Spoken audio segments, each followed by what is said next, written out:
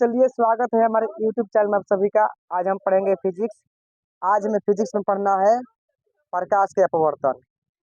तो प्रकाश का अपवर्तन क्या होता है, चलिए इसके बारे में हम अध्ययन करेंगे। तो सबसे पहले हम इसका परिभाषा समझेंगे कि प्रकाश का अपवर्तन क्या है। तो जब प्रकाश की किरण एक पारदर्शी माध्यम से दूसरी पारदर्शी माध्यम में जाता है, तो वह अपनी दिशा को बदलता है। उसे प्रकाश का अपवर्तन कहते हैं। यह सिंपल सी भाषा में है। प्रकाश का अपवर्तन क्या है? तो जब प्रकाश की किरण एक पारदर्शी माध्यम से दूसरे पारदर्शी माध्यम में जाता है, तो वह क्या करता है कि अपना दिशा को बदल देता है। तो आपको एक हम डायग्राम के माध्यम से समझाते हैं। यह हो गया प्रकाश की किरण, इनकी यह हो गया आपतित किरण। आपतित किरण, प्रकाश इस दिशा से आएगा तो वह क्या होगा कि वह एक माध्यम से आएगा तो दूसरी माध्यम में जाएगा। यह मान लीजिए, अब एक माध्यम को समझ लीजिए कि यह हो गया हमारा विरल माध्यम। विरल माध्यम हो गया, यह क्या है? तो विरल माध्यम। अगर यह हवा से आता है, तो अगर वह कांच या पानी में जाता है, मान लीजिए पानी है, यह क्या है? पानी है। तो यह सीधा नहीं जाएगा, यह सीधा नहीं जाएगा। या यह अपना दिशा को क्या करेगा? बदलेगा, यहाँ से अपना दिशा को बदलेगा। अगर वह विरल माध्यम से संघन माध्यम में जाता है, तो क्या होगा? एक हो गया हमारा विरल माध्यम, जहाँ पर कुछ नहीं है, सिर्फ हवा है। और दूसरा हमारा क्या हो गया? संघन माध्यम। तो यहाँ पर क्या है? पानी होगा या कांच, मान ले तो कांच होगा। तो हम तो यहाँ पर पानी दर्शाए हैं कि पानी है। तो यह हमारा हो गया संघन माध्यम। तो अभिलंब के निकट आएगा, क्या होगा? अभिलंब के निकट आएगा। तो यह हमारा अभिलंब है, तो यह क्या चले कहाँ जाएगा? तो अभिलंब के निकट जाएगा, पास आएगा। अगर वही प्रकाश की किरण अगर संघन माध्यम से अगर विरल माध्यम में जाएगा, तो कहाँ जाएगा? तो अभिलंब से दूर जाएगा। इस तरह एक और आपको हम डायग्राम बनाकर दिखाते हैं। यह हो गया हमारा आपतित किरण। आपतित किरण, यह हो गया आपतन बिंदु। और यह हो गया हमारा अब यहाँ पर संघन माध्यम। संघन माध्यम, तो संघन माध्यम से अगर विरल माध्यम में जाता है प्रकाश की किरण, तो अभिलंब से दूर जाता है। कहाँ जाता है? तो अभिलंब के निकट नहीं जाता है। यह तो हमारा अभिलंब हो गया। इससे क्या होगा? यह इधर नहीं जाएगा, इससे और दूर जाएगा। क्या होगा? यह दूर भागेगा। तो हम इसे समझने में कंफ्यूज हो जाते हैं कि जब संघन माध्यम से विरल माध्यम में जाता है, तो अभिलंब के निकट जाता है कि दूर जाता है। तो आपको एक हम फॉर्मूले से इसको समझा देते हैं। विरल का मतलब कुछ नहीं, खाली है। जिसके पास कुछ नहीं रहेगा, जिसके पास कुछ नहीं रहेगा उसको कोई नहीं पूछेगा, समझ लीजिए। ठीक उसी प्रकार अगर विरल माध्यम है तो वो दूर भाग गया। और संघन का मतलब जिसके पास बहुत सारा चीज है, तो उसको सब कुछ सब लोग पूछता है उसको। ठीक उसी प्रकार संघन माध्यम है, तो वह क्या होगा? विलंब के निकट आ गया। तो आप समझ जाएंगे कि संघन माध्यम रहेगा तो विलंब के निकट आएगा, और विरल माध्यम रहेगा तो विलंब से दूर भागेगा। अब प्रकाश के अपवर्तन के कारण कौन कौन सी घटना घटती है, तो सबसे पहले हम समझेंगे कि प्रकाश के अपवर्तन जो होता है उसका नियम कितना होता है। तो प्रकाश के अपवर्तन के दो नियम होता है। पहला कौन होता है? तो ये हमारा क्या है?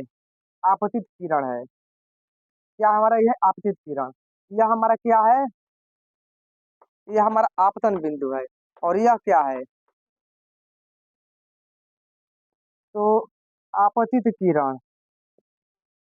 आपतित किरण, यह क्या है? तो आपतित किरण है। और ये क्या है? आपतन बिंदु है। और यह क्या है? परावर्तित किरण है। अपवर्तित किरण है। क्या है? अपवर्तित किरण है। क्योंकि यह एक माध्यम से दूसरे माध्यम में गया है। एक माध्यम से अगर दूसरे माध्यम में जाएगा तो वह अपवर्तित किरण होगा। तो यह क्या है? अपवर्तित, अपवर्तित किरण। तो आपतित किरण, अप अपवर्तित किरण। तथा यह क्या है? आपतन बिंदु है। यह क्या है तो? आपतन बिंदु।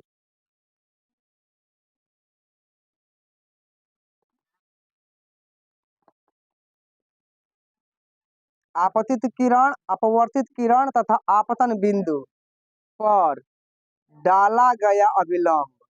डाला गया अभिलंब इनके तीनों एक ही तल में होते हैं। आप समझिए कैसे। यह हमारा हो गया आपतित किरण, यह हमारा हो गया अपवर्तित किरण, यह हमारा हो गया आपतन बिंदु। तीनों क्या है तो एक ही तल में है। दूसरा नियम क्या होता है? दूसरा नियम यह होता है कि विशेष रंग यानी कि विशेष कलर में क्या होगा?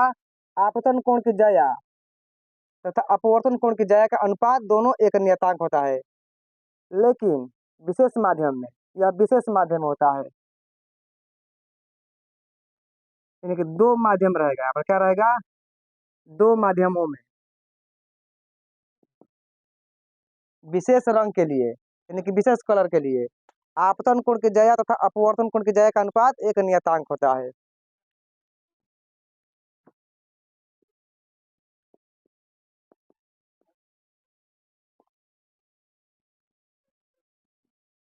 आपतन कोण की जया तथा अपवर्तन कोण की जया एक नियतांक होता है। क्या होता है? एक नियतांक होता है। तो यह तो हो गया इसका दो प्रकाश के अपवर्तन के दो नियम हो गया। अब हम पढ़ेंगे कि प्रकाश के अपवर्तन के कारण कौन कौन सी घटना घटती है। तो सबसे पहले आपको हम बताते हैं, आप अपने से घर में भी कर सकते हैं। एक गिलास में पानी ले लीजिए। एक गिलास में क्या ले लीजिए? आप पानी ले लीजिए। और आप एक पेंसिल को अगर पानी वाले गिलास में डालिएगा, वो शीशा का गिलास होना चाहिए। अगर वो स्टील का गिलास रहेगा तो आपको बाहर से दिखाई नहीं देगा। तो इसके लिए आपको शीशा का गिलास लेना है। और अगर आप पेंसिल को डालते हैं तो इधर वाला जो इसके बाद का जो भाग है वह क्या होगा? आपको मुड़ा हुआ प्रतीत होगा। कैसा प्रतीत होगा? तो आपको मुड़ा हुआ प्रतीत होगा। तो ये कैसे होता है? तो प्रकाश के अपवर्तन के कारण होता है। और बहुत सारी होने वाली घटना है। जैसे रेगिस्तान में अगर आप जाइएगा रेगिस्तान में तो वहाँ आप देखिएगा कि जहाँ पर पानी नहीं है वहाँ भी आपको पानी दिखाई देगा। तो यह कैसे होता है? तो प्रकाश के अपवर्तन के कारण होता है।